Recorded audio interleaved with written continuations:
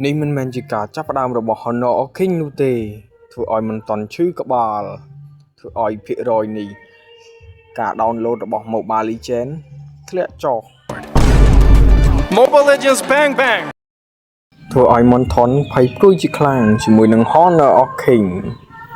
Honor King បានទម្លាក់នៅក្នុង server global Honor King បង្កើតឡើងនៅឆ្នាំ 2015 ដោយក្រុមហ៊ុនទាំង3មានដូចជាក្រុមហ៊ុន Riot, Tencent និង Timi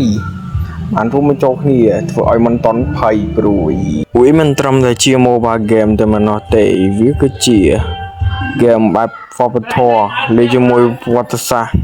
របស់ប្រទេសចិនដែលធ្វើឲ្យ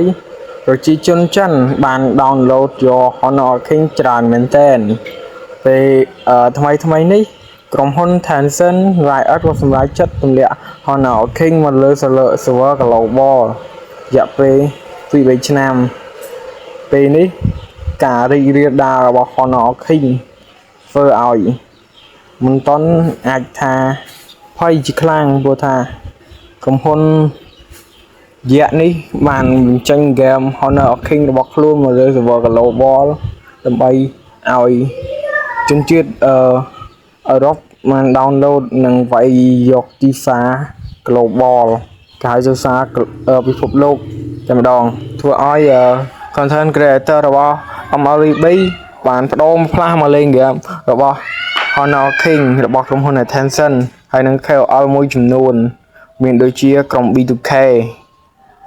ផងដែរ